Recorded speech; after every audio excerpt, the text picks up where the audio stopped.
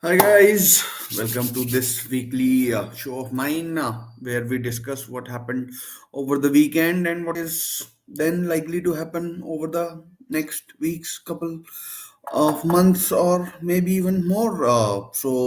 Without any ado, let's just begin and let's begin with the big event yesterday, the draw for the Champions League and the Europa League, and then the Europa Conference League as well.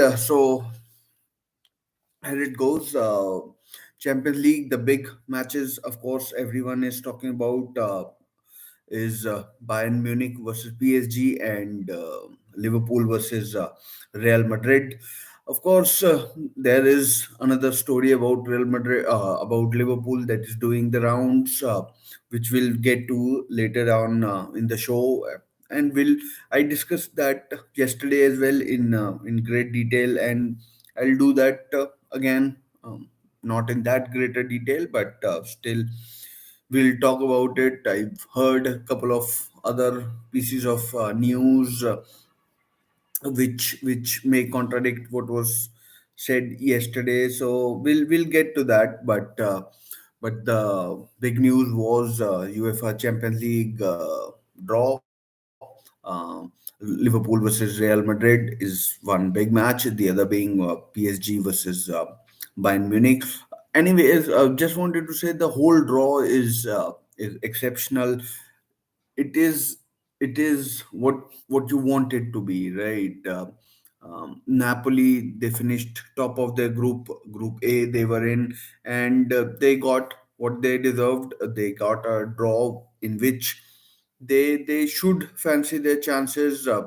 Frankfurt, yes, they did very well to qualify from Group D, group of death, as I called it. So yep, just going through the eight fixtures, I list out my favorites sitting 3.5 months before the actual ties. The ties will take place from around 14th and 15th of February, and it will the whole thing would take around a month, so and would end in March. So yeah, let's start with the Real Madrid Liverpool. Things can of course change. Just wanted to put that disclaimer out there that things can change. And yep, so what I would say is that Liverpool, I can't see them beating Real Madrid this time round either. I think Real Madrid look far too strong. Of course, we'll get to the game yesterday. Real Madrid lost to Rayo Vallecano 3-2, but Benzema should be fit by then. And yeah, so I guess I'm going with Real Madrid in that one. PSG Bayern, I would go for Bayern. PSG's ability to implode whenever given a chance.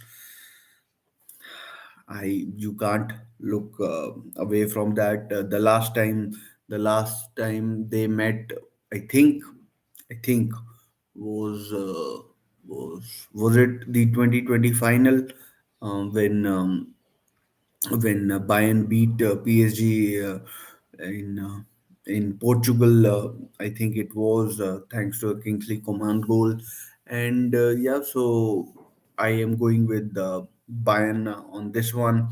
Leipzig, Manchester City. I'd go with Manchester City. Manchester City to finish top of their group, and they got a draw in which they would fancy their chances. So I'd go with Manchester City in this one. Then then Napoli, Eintracht Frankfurt. Napoli have been in sublime form. They are at top of the Italian Serie A as well, and I fancy Napoli in this big time. Kvaratskhelia, Hirving Lozano, Victor Osimhen. Elmas, the guy who scored the winning goal over the weekend against Atalanta, and who else is there? Zelensky is there. So I fancy Napoli big time. Chelsea versus Dortmund, or Dortmund versus Chelsea. I think if we are talking right now, of course, there's a World Cup and there's a transfer window as well. I fancy Dortmund in this big time. Chelsea in the last two matches have looked a pale shadow of what a team that they can be or they should be. They spent tons of money in the transfer window. Most of it, I think. I mean, I don't want to be, throwing words around for the just for the sake of it. I'd say they've kind of wasted them. They had Ben Chilwell. Yes, he was coming back from an awful injury, so they went out and bought Kukureya for around 60 million. He was Manchester City said we won't be paying any more than 40 million, and then Chelsea go out and spend 62 million on that player. And I don't know how they justify that. So I'd say kind of face it. Anyways, coming back to that thing, I'd say Dortmund look good for that one. The way they play, their midfield is a lot younger than Chelsea's, and I think Dortmund will win. I also back AC Milan to get the better of Tottenham. I know Tottenham has a lot of injuries, and Antonio Conte coming back to San Siro. He was the manager of he was the manager at Inter, AC Milan's crosstown rivals. So I just feel that Milan somehow will overcome Tottenham. There's no rhyme or reason behind it. Just that I feel it's. I just feel I don't know what else to say. Just that I feel AC Milan will get the better of Tottenham. Any which ties left? Dortmund, Chelsea is taken care of, and Inter versus Porto. Of course, I think Inter will beat Porto comfortably. Inter are coming from a tougher group, and yeah, so I just think Inter will beat Porto. One Portuguese side that I think will win is Benfica. They'll uh, they'll beat Club Brugge. Club Brugge in the last two ties haven't looked that good. I have to say. So I think Club Brugge will. Find it difficult against Benfica. The first four matches they didn't concede a goal, but in the last two matches they were fine. They lost 4-0 at home to Porto and then drew 0-0 against Leverkusen. So I think Benfica, who I mean got the better of Juventus and went toe to toe with PSG. I think Benfica are a good team, and they should. They should beat Bruges, and if they don't, they'll only have themselves to blame. Anyways, let's move on to the Europa League draw, which was, I mean, in some eyes, just as exciting as the Champions League draw. So Manchester United versus Barcelona, quite the tie. Other ties that are worth looking out for are, of course, Juventus Nantes. AS Monaco versus Bayer Leverkusen is a tie of equals. Ajax versus Union Berlin. Both teams lost at the weekend. Both teams were top, but then dropped down thanks to the losses that they suffered. And Salzburg against Roma would be interesting as well. My predictions, I'd go with Barcelona over Manchester United. Manchester United, I don't think they have the squad to compete at all levels. And Barcelona, they were in Europa League last year as well. And I think Barcelona, if not comfortably, they'll get the better of Manchester United. Juventus not Juventus are slowly but steadily coming back into the form. By the time this ties come round, I think a lot of their players would have returned. Better players, Chiesa, Paul Pogba, and who else is injured? I'm sure Weston McKennie, he'll be back as well, and there's another one I think I'm missing. Probably he'll. I doubt. I'm sure he'll be back as well. I'd fancy Juventus in this. Sporting Club Portugal against Midtjylland. Sporting for me, they get better of the Danish side. Rennes against Shakhtar.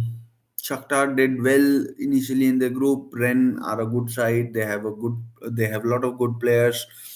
So I think this is a kind of a 50-50, but I'm going to go with Rennes with the second leg uh, at Rennes' home ground. Ajax versus Union Berlin. Ajax, because of the pedigree that they have in the European competition, and Union Berlin, the way they lost uh, to Bayer Leverkusen over the weekend. 5-0 they lost. So I'm going to go with the Ajax. I think Union Berlin, they have peaked. Bayer Leverkusen versus Monaco against again a 50-50 match. Could go either way. I just like Bayer Leverkusen, so I'm going to go with Bayer Leverkusen. Sevilla versus PSV. Sevilla are in terrible form. The new manager, Jorge Sampaoli, hasn't had the effect that one would have hoped for, and yeah, so I think and PSV beat Ajax at the weekend in the big match in Eredivisie. So right now this is based on the form these teams are in right now. I'm going to go with the PSV, and then last but not least, Roma versus Salzburg. Jose Mourinho, you can't discount him or discard him. So Roma for me in this tie. And coming back, going to the um, Europa League or Europa Conference League. I don't know much about the teams, but the teams I do know about, I'm going to give my predictions. Just to let you know of the draw: Karabakh, Ghent, no idea. Trabzonspor, Basel. I think Basel will get through in this tie. Lazio, Cluj. Don't know much about Cluj, but Lazio are in tremendous form. They beat Roma in the big Rome derby over the weekend. So I'm going to go with Roma in this one, and yeah, and then we have Bodo Glimt versus Lech Poznan. Bodo Glimt for me, they seem like a decent side. Then Braha versus Fiorentina. This is a match. I think a match among equals. So I'd say Fiorentina in this one. They're in decent form in Serie A as well. Larnaca, Dnipro, no idea. Sheriff, Partizan, Sheriff. I don't know much. And elect, I think, will beat Ludo Goretz.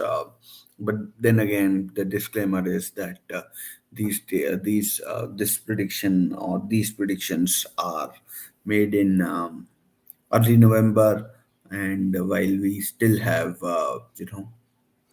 good three and a half months before we even kick a ball, and there's a huge what do you call thing or unprecedented thing, the World Cup. Who knows what effect in the middle of a season that will have on the players that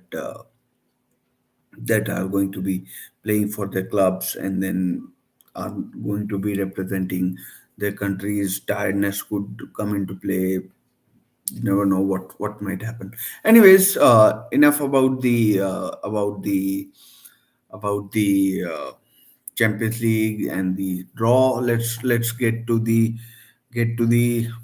matches and everything that has been going on. Liverpool. So on Sunday it was all about Liverpool's big win over Tottenham Hotspur. They beat them 2-1 at the Tottenham Hotspur Stadium, and all was hunky dory. Everyone was talking about how Liverpool was back, and how Mohamed Salah was back, how Virgil van Dijk was back, how Trent Alexander was defending better or whatever, and how Tottenham was making mistakes. But then, um, you know, an hour after the draw was made for the Champions League, they had the news broke that FSG Group, Fenway Sports Group, the owners of Liverpool, have put the club up for sale. They would never come out and say that the club is up for sale. They are always going to, put it in words that, as they say, if you can read between the lines, fine. If you can't, well then, fine, get on with it. Those who want to understand, or those who want to understand will understand us anyway. So that I think was the feeling that they was the feeling I got from the statement. They'll never say that the club is up for sale. This is the minimum sale price that we want for the club. So yeah, why do you think they've put the club up for sale? I personally feel, you know, no one owns a football club forever, right? There comes a time when you know that you have taken the club as far as you can, and then you decide to move on. You leave it for someone else to take care of the club, and then you you move you move on to what you want to do. So that's how it is. Uh, and in my video yesterday I talked about some of the reasons why they might have done that. So just briefly touching on them, I'd say one is the failed European Super League. I think that was one of their main avenues of bringing revenue in to the club. They could bring revenue into the club, compete against some of the bigger teams. You know, Mohamed Salah has recently signed a contract worth half a million or around 400,000 pounds a week. So, and FSG have never put in their own money into the club. They've always used club's name, brand name, to to uh, to help Jurgen Klopp with the transfer kitty and wages that they pay. I mean, with, like, say, emergence of clubs like Newcastle United, who in coming years will pump in money. So I think they knew that they can't compete, and it is better to leave on a high rather than when things start to unravel, basically, little by little, or whatever happens. So that was one reason. Another was, I think, they felt with the economies, the Chinese economy, the US economy, these economies not doing as well as well as they have been doing. And recession is predicted by various organizations, be it IMF, World Bank, etc. They that's the this is the best time where they can get a, you know, a good solid enough price for Liverpool. I don't know what is a good price. We know that Chelsea was sold for 2.5 billion, plus 1.75 billion has to be invested in the next 10 years or so. So Liverpool, of course, are a bigger club than Chelsea historically, in terms of trophies, in terms of brand appeals. So I just feel that Chelsea, Liverpool owners might have felt that they have taken club as far as they can.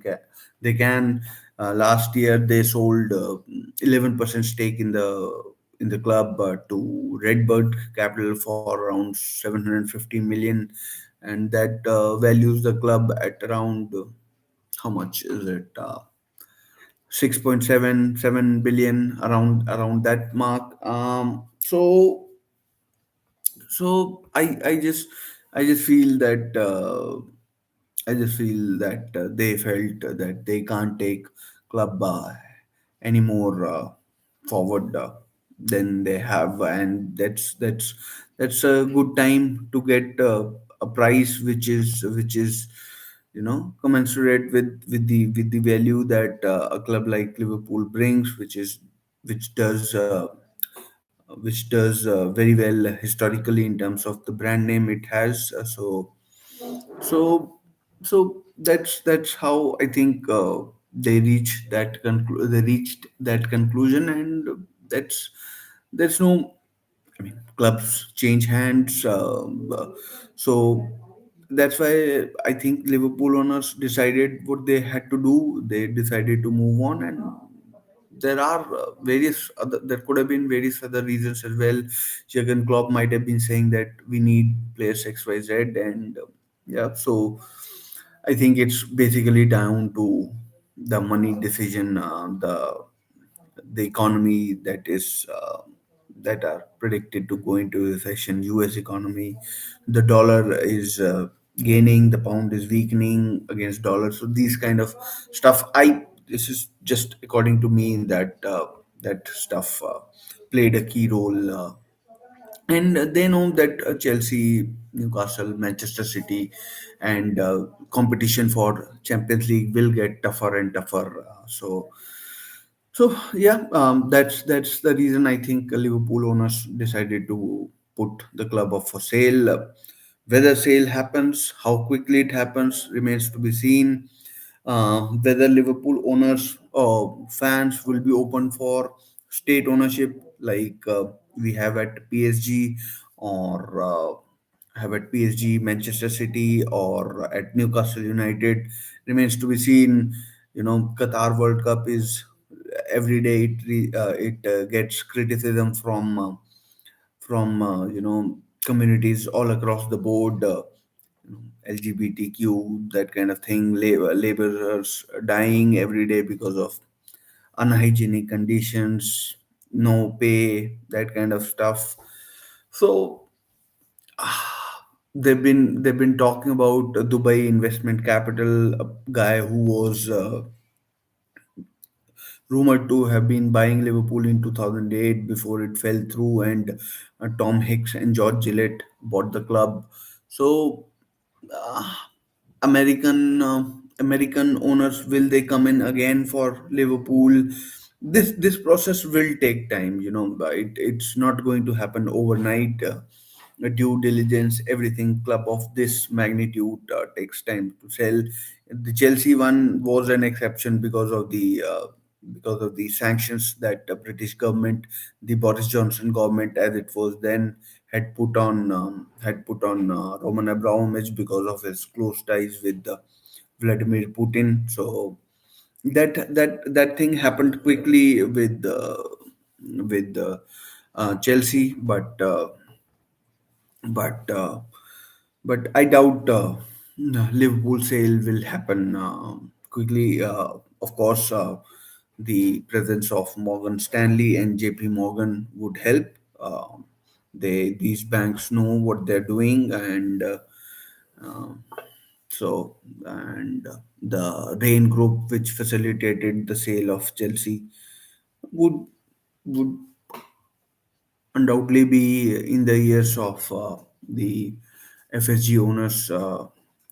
Their years, Tom Werner, John W. Henry, they'll talk about it, and then we'll see what happens. Basically, just one last final parting comment on this is that if the price is right, everything is up for sale, right? Manchester United offered a stake in the club to Saudi PIF, Public Investment Fund of Saudi Arabia. Tottenham approached them, said you can buy the club for 3.5 billion. They said no. They bought Newcastle for 300 odd million, 305 to be exact. And so the thing is that every club, I think, is effectively up for sale if the price is right. If you go and offered the Glazer family 7 billion for Manchester United, they will leave tomorrow. Basically, that's what I'm trying to say. Anyways, let's move on to the football action that took place. I mentioned it briefly. Um, mentioned it briefly that Liverpool beat Tottenham. Big loss for Tottenham, who are now in fourth place. A big boost for Liverpool, who have been awful. The first away win of the season. So yeah, going forward, that should help Liverpool. Although what happens after World Cup is anyone's guess, because this is just an event that is unprecedented. So if someone can guess it correctly, then kudos to him or her. But I I certainly won't be making any predictions about that. Manchester City won. They were down to 10 men, but a penalty by Erling Haaland, who came on as a substitute, helped them beat Fulham, who mm, even after City went down to 10 men, they were happy with the draw. So perhaps they got what they deserved, which was nothing. So Arsenal won. Arsenal beat. Who did Arsenal beat? Arsenal. Arsenal. Who did? Yeah. So Arsenal beat Chelsea. Of course, I don't know how can I forget. So Arsenal beat Chelsea in. In what was in pitiful pitiful performance by pitiful performance by Chelsea in the game, and so so yeah so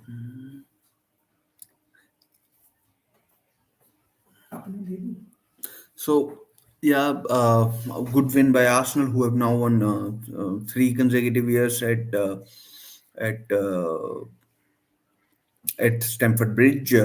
So big win for them. They're still top of the table. Newcastle, beat Southampton, and in the aftermath of which we've seen Southampton sack their manager Ralph Hasenhüttl. Basically, it was coming. It was coming. Um, it was. Yeah, you can't survive two nine nil losses. Your team is basically in the in the relegation zone in the Premier League. You haven't signed anybody. The owners have to take some blame for it, but the management of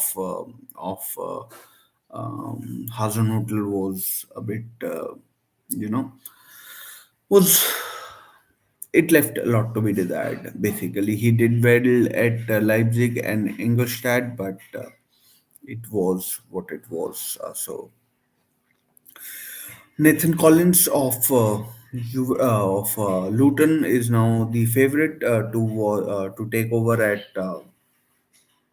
Southampton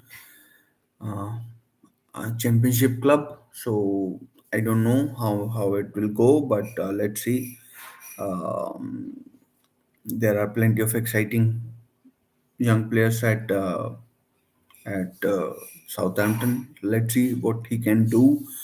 Um, Bournemouth, in what was the match of the round? They lost to Leeds United. Bournemouth were good, but then architects of their own downfall. They they were 3-1 up, but then conceded awful goals, and then a counter attack in the uh, what do you call last uh, few minutes in the added time. They let themselves down, and Crescencio Somerville scored. Leicester, they are doing well. They're doing well. They beat Everton. Everton look dreadful, to be honest. Yes, Tielemans' goal was exceptional. Javi Barnes scored a good goal as well, but Everton, they don't look like scoring too many goals. And if you don't score, doesn't matter how good your defense is, you are likely to concede, because the pressure that puts on defenses is unbearable. Last, when it comes to the Premier League, I'd say is Wolves have appointed Julian Lopetegui as their new manager. He'll take charge. I don't know when he takes charge, whether it is the next game or they take on Arsenal, whether because it's the last game before the World Cup. Let him, see out this game, and then we'll see how it goes. So, Lopetegui, interesting appointment. He was decent. I mean, at Sevilla, in the end, there comes a time when you should move on. If you don't, well, then time catches up with you. And then um, he was the manager of Spain at 2018 World Cup. He then moved on. He was talking to Real Madrid, got sacked by Spain before, just 2 days before their opening match at the World Cup against Portugal. And then he was manager of Sevilla. Did well at Sevilla, as I said, and now he's at Wolves. Initially, he said no to Wolves, but then things must have changed. Wolves stick to their Iberian managers. So if it's not Portuguese, then it is French, and so that's how it is. Let's see how it goes with Wolves. They lost to Brighton 3-2. Nelson Semedo got sent off. So things not looking too good for Wolves as well. Sasa Kalajic injured, Raul Jimenez injured, Diego Costa. Oh, well, what can you say? Suspended for her headbutt, and yeah. And anyways, let's move on to Bundesliga, and Bundesliga. Where should we begin? Let's begin with Bayern Munich, because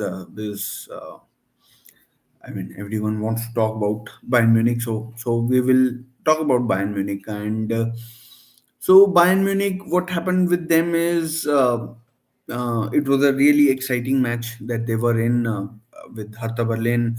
They were 3-0 up, I think, and then Hertha Berlin fought back before half time, made it 3-2, and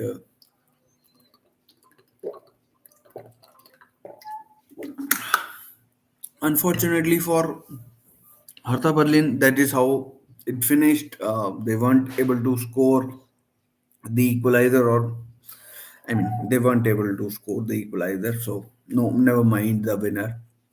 So Bayern are now top of the table, as I alluded to earlier.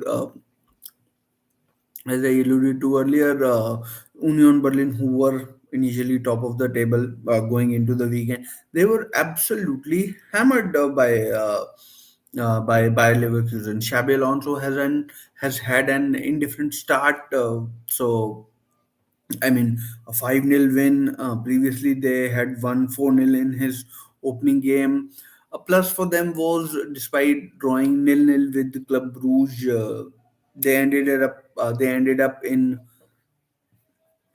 Europa League because Atletico Madrid stuffed up against Porto, and maybe they thought Atletico Madrid that was perhaps the best way for them to go, and that's how it was a big win for Bayer Leverkusen, but a terrible one for of course Union Berlin. A few teams that I wanted to touch upon were Borussia Dortmund, who beat bottom of the table Bochum. And I'm not sure who at the bottom is, whether it's Bochum or Schalke. Let's just confirm it's Schalke. Bochum are second bottom. So yeah, a good win for Borussia Dortmund as well. Leipzig won. Leipzig won as well. A big win for them as well. They weren't doing that well. Remember against when they were under Domenico Tedesco, Marco Rosa, since he has come in, it's been good for them, and they beat Hoffenheim, who were doing reasonably well. Schalke, even though they are a really big club, they I mean, they don't look for it. They lost to a fellow promoted side in Werder Bremen, and Nicholas Fulkrug scored for them. And just to let everyone know, there are Bundesliga fixtures midweek as well. So yeah, that's how it is. Team in the second place is SC Freiburg. Gregoritsch scoring against Cologne, and as did De Jong. So I mean, it was a weekend where big name sides did well. The favorites, I think, all of the favorites won. Mainz lost to Wolfsburg.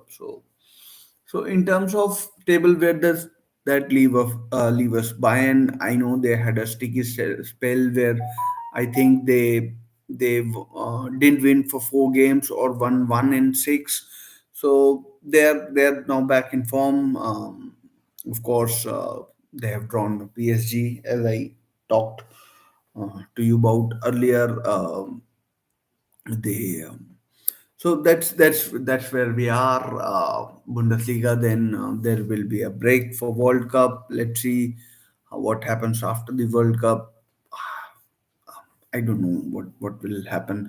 Let's move on to Spanish La Liga. Let's talk about the game that took place yesterday between Real Madrid and Rayo Vallecano. Vallecano winning at Vallecas. Real Madrid lost 3-2, despite Modric and Eder Militao scoring for Real Madrid. They went 1-0 down, they went 2-1 up, but then two goals from Avia, and a goal from who scored. Uh, Let me just check.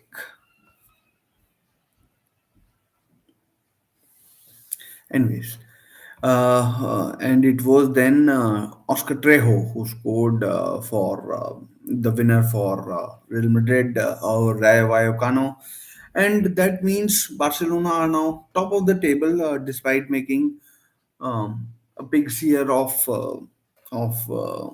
of their Champions League campaign. They are now top of the table. It was Real Madrid first loss. Barcelona beat Barcelona beat Almeria 2-0. Dembele and Frankie De Jong scoring for Barcelona, and yeah, Almeria was good. I mean 2-0. The goal for Almeria should be to stay in the league and nothing else, nothing more. Um, the big derby, Andalusian derby between Real Betis and Sevilla ended 1-1. Real Betis ended up with 9 men, with two players getting sent off just before the 50th minute mark. Sevilla, they had a player sent off in the 38th minute, and yeah, so it was just chaos in the Andalusian derby. It finished 1-1. Atletico Madrid. I don't know what is happening at Atletico Madrid. Joao Felix scored the equalizer for Atletico against 10 men Espanyol, but what is the situation with Joao Felix? Whether he's wanted by Simeone or not? What is Simeone's situation? He's been at Atletico for 10 years. This is just my personal thought that 10 years is a bit too much at one club for one manager, and yeah, so I don't know what to say. So just before I was telling you how there were three red cards in the Andalusian derby, there was another game where we had three red cards. That was Hatafe versus Cadiz. The game ended 0-0, but all the red cards came after the 90th minute, and Hatafe had 2 men sent off, while Cadiz had just one. So ended 0-0, nothing gained, nothing lost. One team that is doing reasonably well is Girona. They beat Athletic Bilbao. They Athletic Bilbao, and yeah, so both sides from the northeast side of Spain, and yeah, so both teams kind of a rivalry. Girona are more of a Catalan side, if you look at their colors as well. So Athletic is more of a Basque club. So that's how it finished in the in the uh, in the game between Girona and Athletic Bilbao. So let's move on. We have still got two leagues to dissect. We Let's move on to the Serie A. Serie A, quite a few sides this year are doing more than what I expected of out of them in the last after the season ended, the previous season and this season began. One such side is Lazio. They beat Roma in the Eternal City Derby. Goal from Felipe Anderson.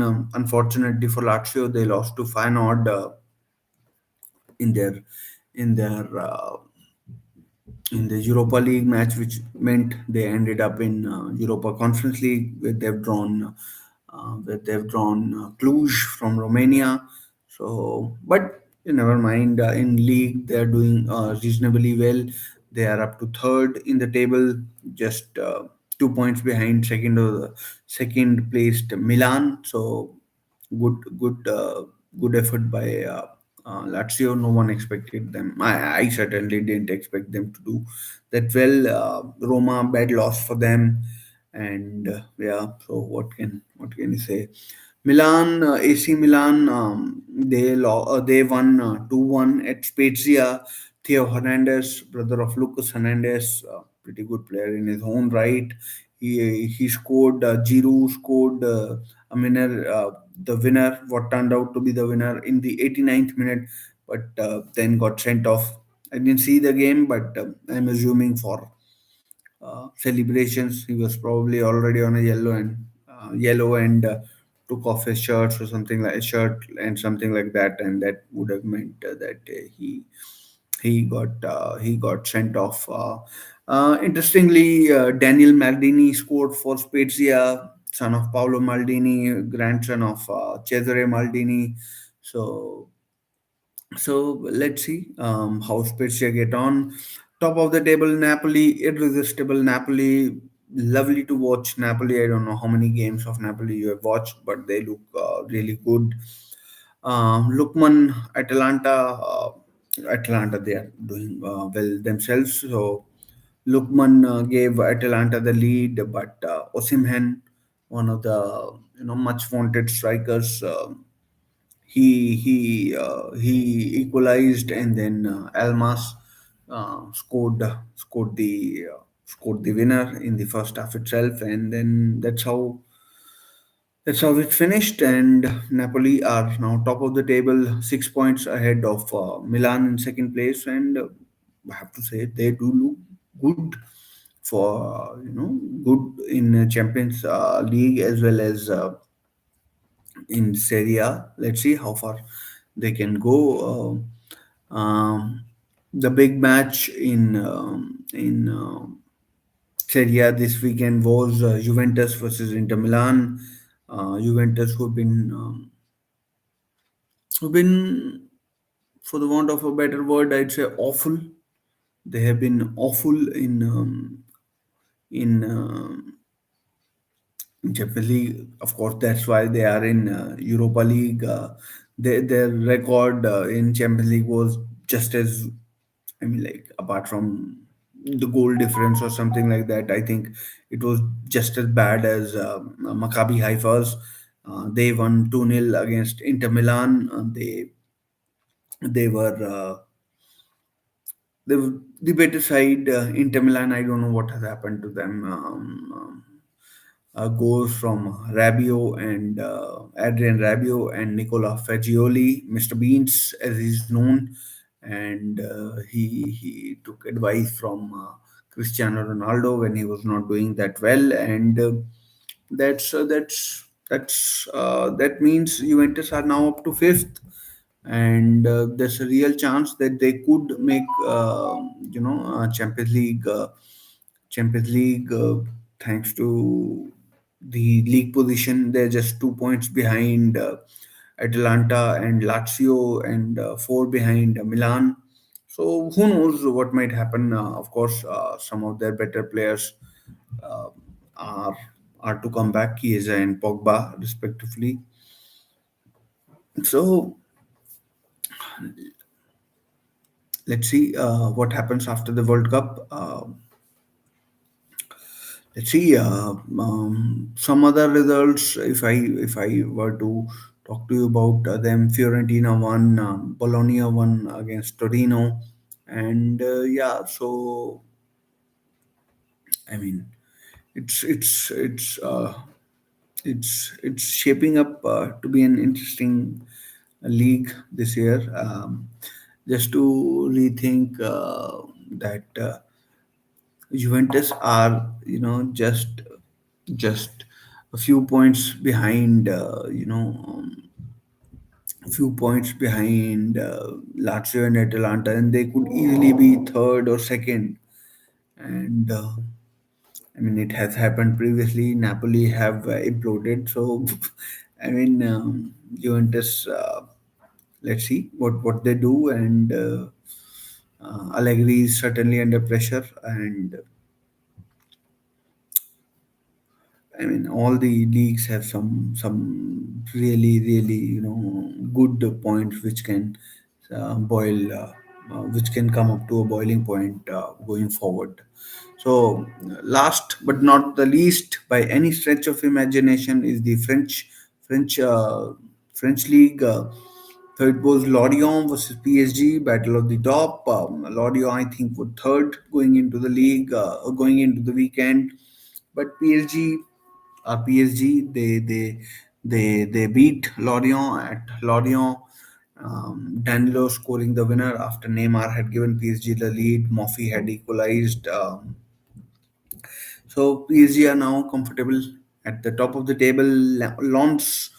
Lens are second. They beat bottom of the table Angers, and so Lens are doing remarkably well. Must say the big game for me, at least, or two of the big games for me in the French Liga this weekend were Marseille versus Lyon, the French derby, or the French derby, or something like the classic, as it's called. I think there is a particular name. I don't know what it's called.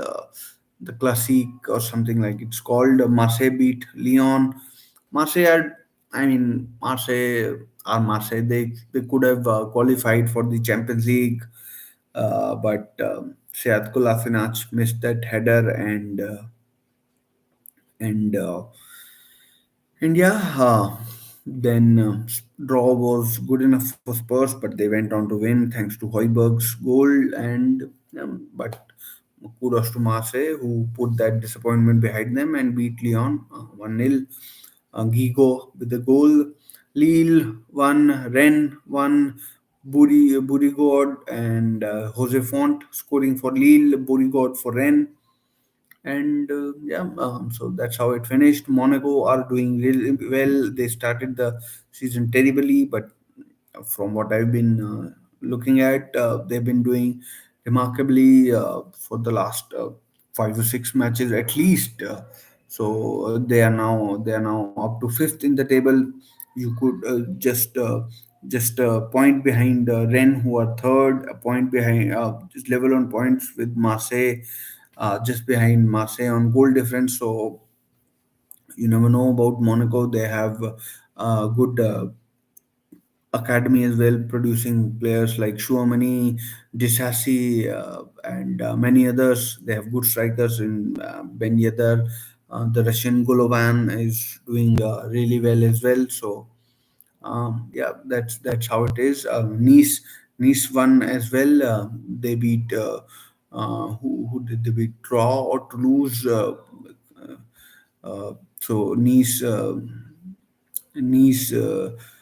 They beat Brest actually 1-0. Vincent Laborde scoring, and that's how it's shaping up.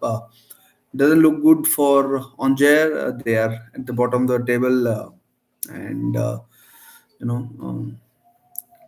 Because I don't know whether it is this season or the next one. The French league is going to cut down to just 18 teams, and so 4 teams are going to get relegated. I'm just not sure whether it is this season or the next season. So let's see how they get along. They're not, cut adrift from the other teams at the bottom. So still hope, and we are only a third into the season. So let's see how it goes. Of course, I think I briefly mentioned it. PSV beat Ajax in Eredivisie 2-1. So PSV are now top of the table in Holland, and we'll see. Just before the World Cup, the news is coming out. A lot of clubs are planning friendlies against each other. Rangers are taking on Bayer Leverkusen. Inter will take on Real Betis in what's their stadium's name? Real Betis stadium name. Anyways, it will be in Betis. I just Benito Villamarin. That's the name of their stadium. That's where they'll play.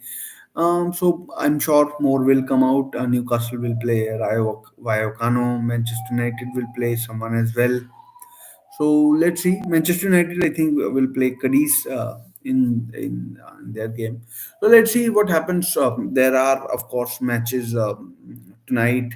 Tomorrow in England, we have the Carabao Cup. So let's see what happens in those matches. We'll of course keen eye on what happens, what developments take place prior to the World Cup. Let's see what goes on. So, friends, that's it from my side for this video. I'll see you in my next videos. Till then, stay safe and take care.